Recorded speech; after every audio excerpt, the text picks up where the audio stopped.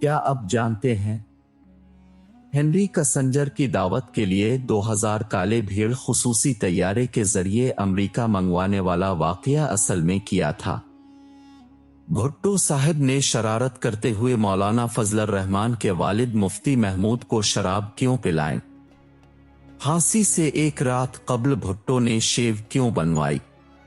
और फांसी के बाद जुल्फिकार अली भुट्टो को बरहना करके उनके जिस्म की तस्वीर किसके हुक्म पर और क्यों बनाई गई?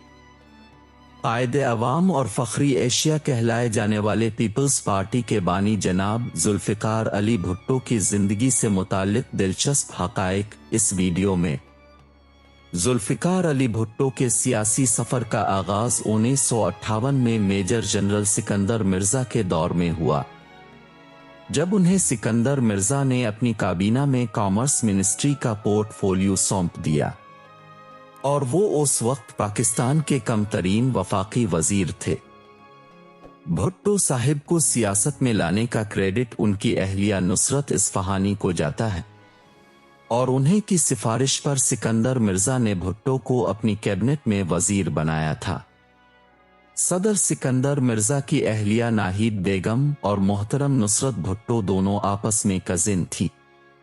जुल्फिकार अली भुट्टो की वालिदा खुर्शीद बेगम के हवाले से तरह तरह के दावे किताबों में तहरीर है। ऐसा लिखा गया है कि खुर्शीद बेगम असल में हिंदू मजहब से ताल्लुक रखती थीं। उनका नाम लखन बाई था। लखन बाई पंडित मोतीलाल नेहरू के बहुत करीब समझी जाती थी। सर शाहनवाज भुट्टो उन्हें वहां से अपने पास ले आए और उनसे शादी कर ली।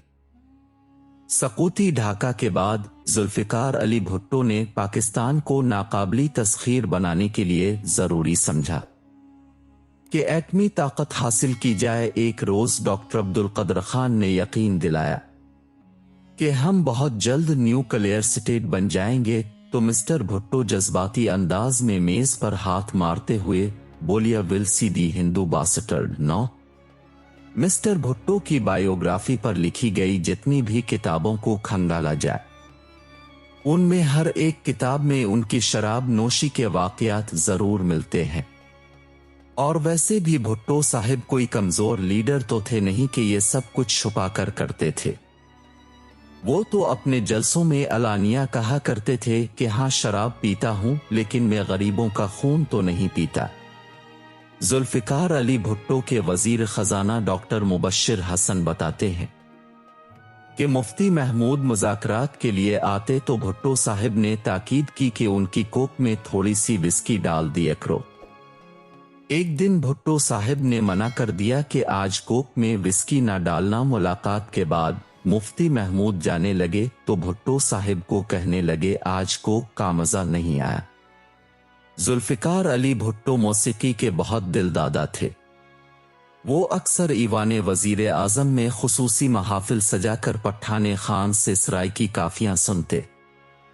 भुट्टो साहिब अपनी खुश लाबासी की वजह से यूथ में बेहद मकबूल थे। एक दौर था कि जब पाकिस्तान में भुट्टो कट वाला हेयर स्टाइल बहुत मकबूल हुआ करता था और उस वक्त पाकिस्तान के नौजवानों में भुट्टो कट अक्सर देखने को मिलता था।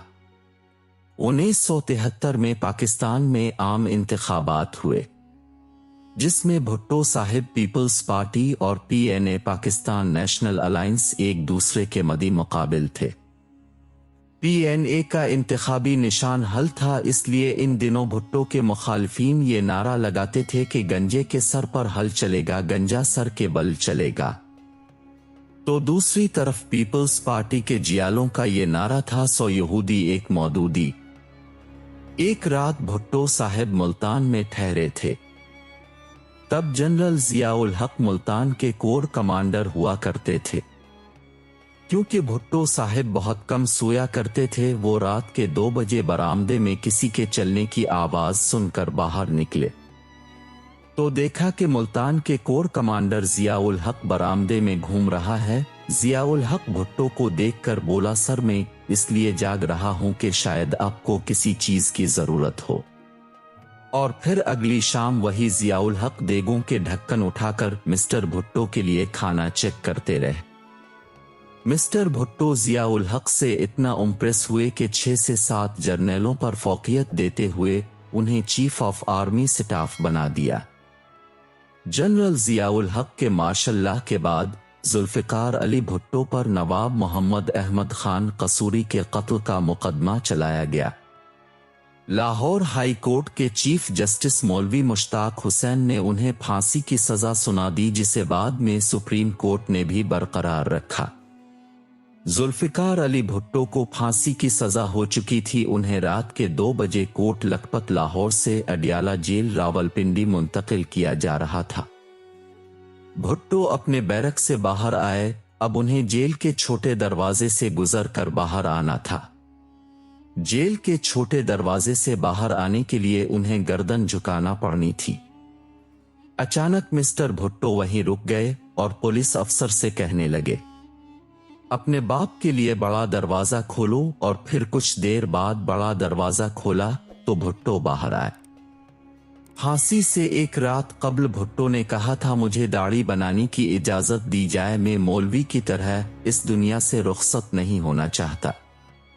4 अप्रैल 1979 को रात के 2 बजे रावलपिंडी सेंट्रल जेल में जुल्फिकार अली भुट्टो को फांसी के लिए लाया गया।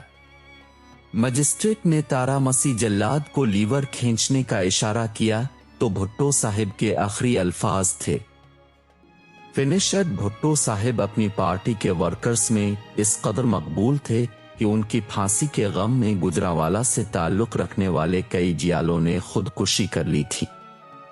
भुट्टो साहिब की जेल की security in charge colonel Rafi al-Din की किताब भुट्टो के आखिरी 323 दिन के मुताबिक फांसी के बाद भुट्टो की लाश को एक फोटोग्राफर के हवाले कर दिया गया और फिर फोटोग्राफर ने लाश का पाजामा उतार कर तस्वीर बनाई। ये सिर्फ इसलिए किया गया कि जनरल जियाउल हक की टीम ने जेल के अमले को बताया था कि जुल्फिकार अली भुट्टो की मां हिंदू थी, जिसे भुट्टो के वालिद ने जबरदस्ती अपनी बीवी बनाया था और भुट्टो साहिब का असल नाम नथुराम था और वो भी अपनी वालिदा की तरह हिंदू था। इसलिए कंफर्म करने के लिए भुट्टो साहिब को बेलिबास करके तस्वीर बनाई गई। भुट्टो साहिब न सिर्फ अच्छे खाते थे बल्कि वो अपने मेहमानों को अच्छा खाना खिलाने के हवाले से भी शोहरत रखते थे। कहा जाता है कि एक मर्तबा जब भुट्टो अमेरिका में थे तो हेनरी किसिंजर को पाकिस्तानी सिफारत खाने में इशाया पर मदऊ किया सिफारती अमले से मशावरत की गई कि हेनरी किसिंजर को क्या खिलाया जाए। कई तरह के खानों की तजावीज आए, लेकिन मिस्टर भुट्टो को भुने हुए काले बटेर का आइडिया बहुत पसंद आया। सारे अमेरिका में बटेर तलाश किए गए, लेकिन कहीं से ना मिले तो एक खुसूसी तैयारा कराची भेजा गया और 2000 काले बटेर अमेरिका के शहर वाशिंगटन मंगवाए गए। फिर याद आया कि इन बटेरों को तैयार करने के लिए माहिर शेफ तो अमेरिका में है ही नहीं, तो एक बार फिर वजीर आजम का खुसूसी तैयारा कराची आया और यहां से 15 से 20 देसी खानों के माहिर शेफ बुलवाए गए।